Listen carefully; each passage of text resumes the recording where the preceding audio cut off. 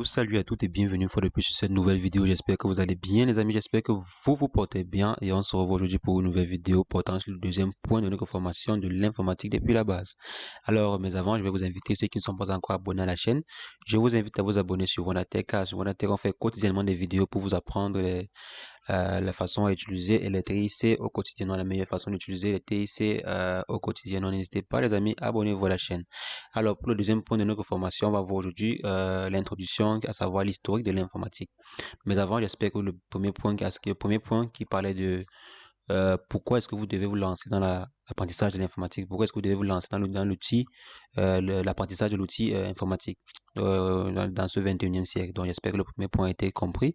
Maintenant, s'agissant du deuxième point qui est l'introduction à l'historique de l'information, de l'informatique, d'où est-ce que ça vient, comment est-ce que l'informatique a été, d'où ça vient, quoi, à quoi ça sert. Donc, avant de commencer d'abord parler de l'historique, on va d'abord voir d'abord qu'est-ce que l'informatique même. À l'école primaire, bon, l'école basique, on nous a appris que l'informatique, c'est le traitement rationnel de l'information à l'aide de l'ordinateur. Donc, vous voyez, en fait, dans cette définition-là, on peut avoir déjà des éléments clés, on peut avoir deux éléments clés, à savoir l'information et l'ordinateur. L'ordinateur qui est un appareil de calcul et tout. Donc, on a déjà deux informations de base, l'information et l'ordinateur. Donc, l'information, il fallait pouvoir traiter de façon historique, il fallait pouvoir traiter, on cherchait en fait une façon générale de pouvoir traiter l'information de façon rapide.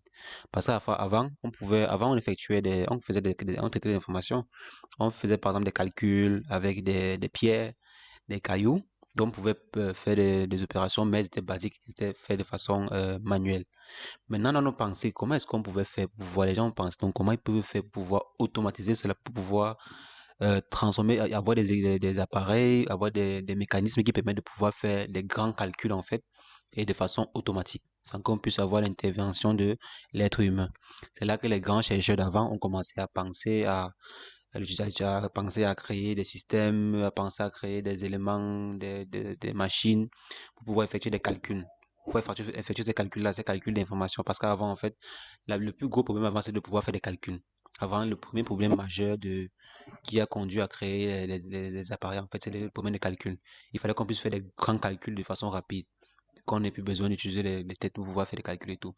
C'est pour ça que l'une des premières machines, si ce n'est la première machine, était la première machine c'était la machine à calculer en fait. La première machine a été créée, c'est la machine à calculer.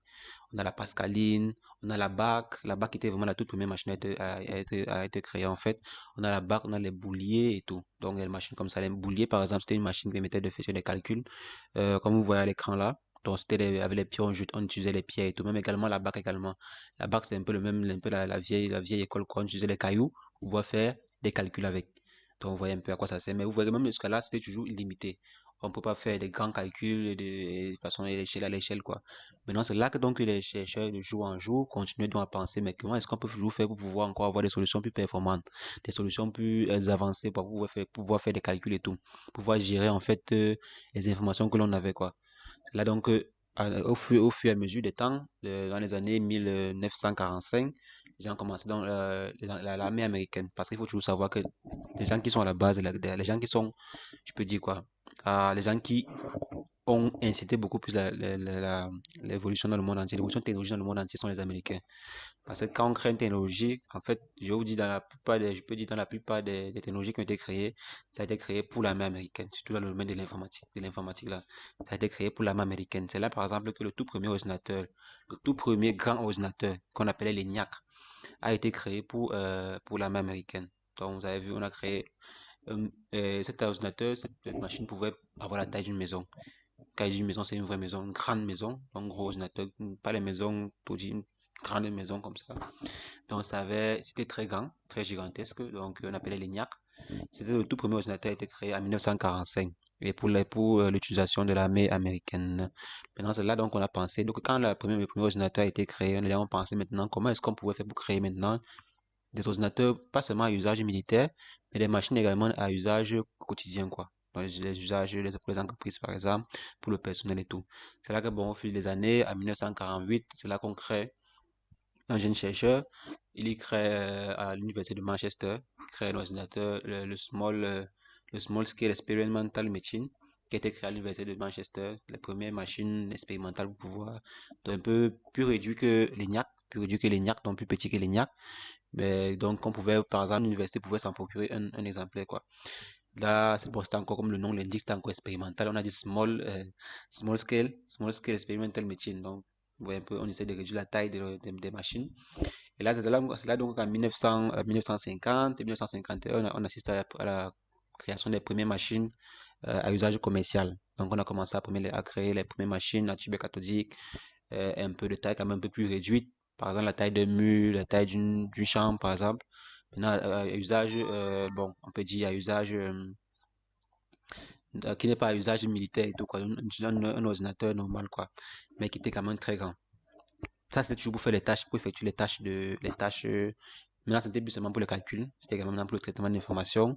Il y avait des petits programmes à l'intérieur, peut-être pour traitement des données un peu plus complexes, la gestion des informations, la gestion des petits programmes par exemple qui permettaient de faire je veux dire par exemple, traitement des fichiers, traitement de ceci, donc les petits programmes encore pas trop compliqués comme pour nous à l'époque aussi, mais vous voyez que pour pouvoir faire ces petits trucs là, il fallait une grande mémoire, des grosses machines, des gros ordinateurs comme cela, et très cher. En 1950 là, les premières machines ont été créées, coûtaient environ pour un personnel ou une personne qui voulait s'en procurer, c'était environ 1 million de dollars.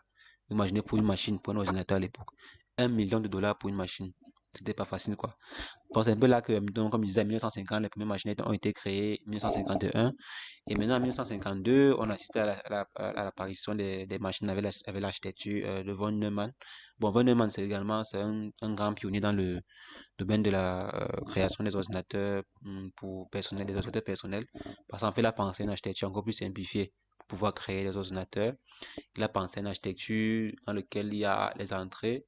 En fait, il a dit des entrées, pour pouvoir effectuer, comme l'informatique, c'est quoi? L'informatique, c'est traiter les informations à l'aide d'un appareil. Qu'est-ce qu'il faut maintenant? Pour pouvoir traiter les informations à l'aide d'un appareil, il faut quoi? Il faut d'abord les informations, il faut les entrées et les sorties. Maintenant, quand tu as l'information, qu'est-ce qu'il faut faire? Il faut les traiter. Il faut les donner des unités arithmétiques et logiques. Maintenant, quand on traite, on met ça où? On met à quel niveau? Il faut pouvoir les stocker. Les stocker, pouvoir les gérer, donc il faut la mémoire. Maintenant, quand il y a la mémoire dans quand il y a tous ces éléments-là, il faut pouvoir maintenant les gérer entre eux. Il faut pouvoir donc les connecter, les faire interagir entre eux. Il faut donc les moyens de connexion, en fait, les liaisons de connexion et tout, les bus et tout.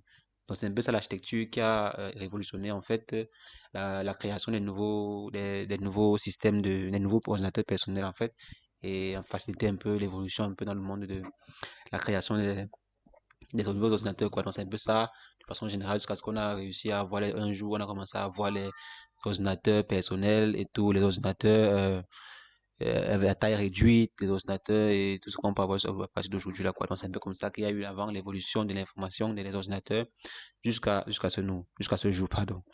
Donc vous voyez un peu, et il faut savoir que l'ordinateur, comme je l'ai dit, l'ordinateur en fait, l'informatique en fait, c'est là pour pouvoir traiter la donnée, traiter les informations que nous avons. Quelles sont les informations par exemple que nous avons? Nous pouvons avoir l'information en fait, c'est quoi? L'information en fait, ce sont ces denrées là, ces éléments là que nous utilisons en fait au quotidien. Par exemple, au quotidien, on a besoin de faire des calculs. On veut par exemple pouvoir calculer la masse d'un corps. On veut par exemple pouvoir calculer le poids ou faire des opérations peut-être d'entrée et de sortie d'une marchandise qui soit dans une boutique ou on veut par exemple pouvoir gérer cela. Donc mon téléphone si sonne trop, je m'excuse pour laisser sonner là, je vais baisser le volume rapidement. Donc on a besoin de ça pour pouvoir effectuer tous ces différentes opérations de façon rapide et de façon plus sûre. Parce qu'en fait, imaginez qu'ici il n'y a pas un ordinateur, par exemple, comment est-ce qu'on pourrait faire, imagine une entreprise comme, je sais pas, je vais dire, comme les supermarchés, comme les Amazon et tout, bon, pas Amazon, les Dove, les grands supermarchés, en fait, ils devaient faire comment pour gérer tous ces quantités de stock-là et de façon rapide. Comment on devait le faire? Vous voyez un peu, donc, c'est ça le rôle de l'informatique. Venir donc alors pouvoir proposer des solutions meilleures pour pouvoir gérer ces différents systèmes-là, pouvoir gérer des, des, des, des grands systèmes, quoi, pouvoir gérer des grandes informations, en fait, à l'échelle un peu plus grande, quoi. Donc, c'est un peu ça, en fait, l'historique de l'informatique, d'où est-ce que l'informatique est venue. C'était pour pouvoir gérer des grandes informations, pouvoir gérer, manipuler les informations, effectuer des calculs et tout. Jusqu'à aujourd'hui, aujourd'hui, on parvient à faire jouer la musique, on parvient à jouer des jeux vidéo avec nos machines et tout. Donc, c'est un peu ça qu'on va. Donc, j'ai pas voulu être très, très, très long sur ça. Donc, comme je pense, il a fait peut-être 10 minutes. Mais bon, C'était pour vous expliquer de façon brièvement d'où vient l'informatique et tout et tout et tout. J'espère que la vidéo vous a été utile, les amis. J'espère que la vidéo vous avez bien vu en fait. Bon, c'était juste pour vous faire un browsing quoi, un browsing de d'où vient l'informatique et tout.